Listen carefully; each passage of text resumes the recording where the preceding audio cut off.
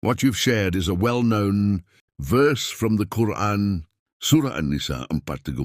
It has been discussed and interpreted in many ways across Islamic scholarship for centuries. I'll explain it in a clear, story-like way, drawing from classical Islamic interpretations, so it feels like a reflective lesson, rather than just a technical breakdown. The story-based explanation. Imagine a small community in early Arabia, where families were the foundation of society. Life was harsh, no welfare systems, no modern protections, so stability inside the home was essential for survival. In this setting, the Qur'an introduced guidance to organize family life with responsibility, not dominance. Habis, the role of responsibility. The verse begins by saying that men are protectors and maintainers of women. In classical Islamic understanding, this wasn't meant as superiority in worth, but a role tied to responsibility.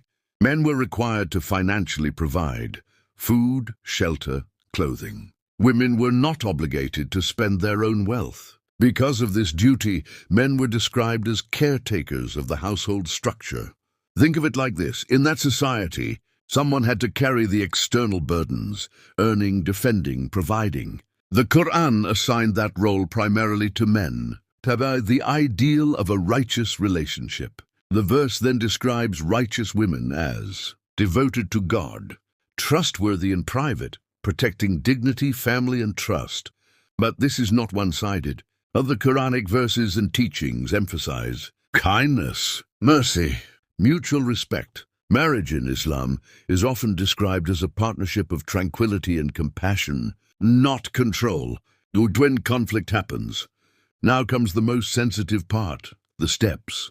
Mentioned if serious marital conflict arises, what the verse calls nushuz, often understood as severe misconduct or breakdown of the relationship. Classical scholars explain this as a gradual conflict resolution process, not a license for abuse. When admonish, talk first. Start with communication, calm discussion, advice, trying to fix the issue peacefully. Separate in bed. If things don't improve, emotional distance is created, a signal that the issue is serious. 3 is strike lightly, highly debated. This is the most controversial part. Important context from Islamic scholarship.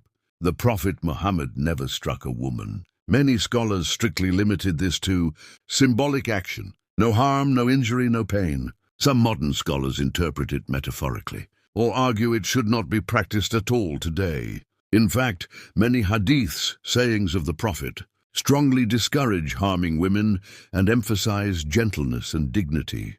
The ending message.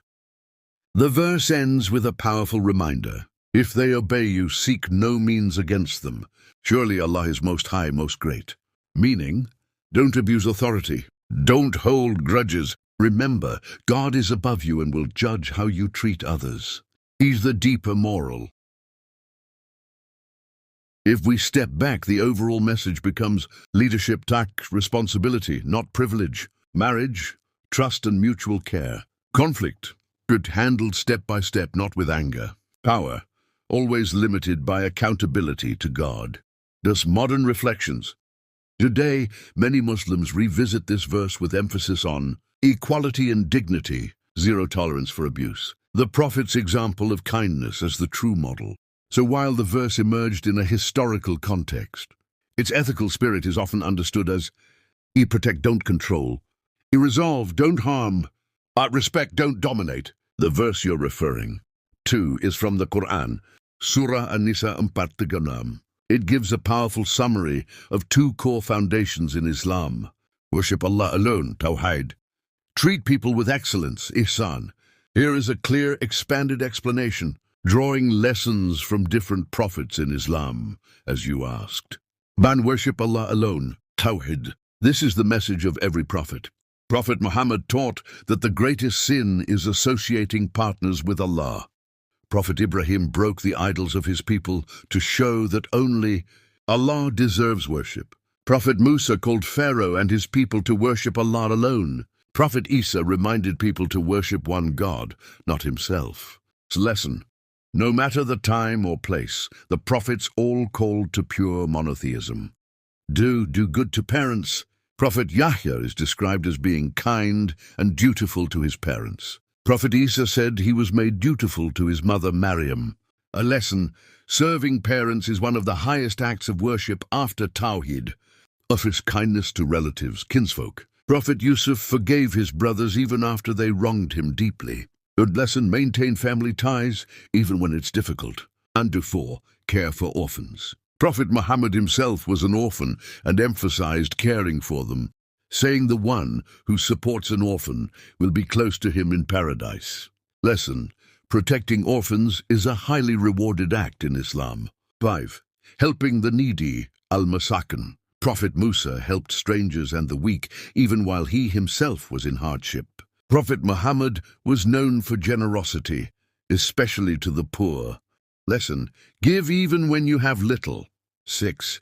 Kindness to neighbors. The verse mentions near neighbor, relative, distant stranger, neighbor. Prophet Muhammad said Gabriel, kept advising him about neighbors until he thought they might inherit from him. Islam expands kindness beyond family to society as a whole. 7. The companion by your side.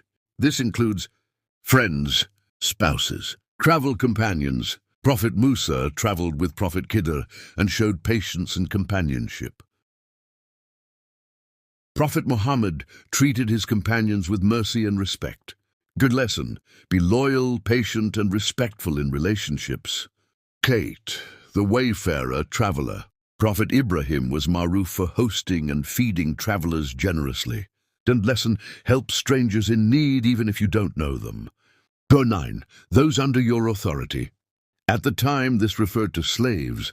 Today, it applies to employees, workers, or anyone under your care.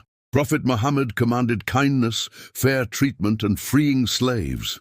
Lesson: power should be used with justice and mercy, not dhulm, oppression. Tusti, final warning in the verse. Indeed, Allah does not like those who are arrogant and boastful. Prophet Nuh warned his people against arrogance. Prophet Musa confronted Pharaoh, who was destroyed because of pride. Good lesson: good deeds must come with humility, not pride. A big picture summary. This verse teaches a complete way of life. Right relationship with Allah, worship Him alone. Right relationship with people, kindness to everyone. From the stories of the prophets we learn faith, iman, character, akhlaq, responsibility, adl and ihsan.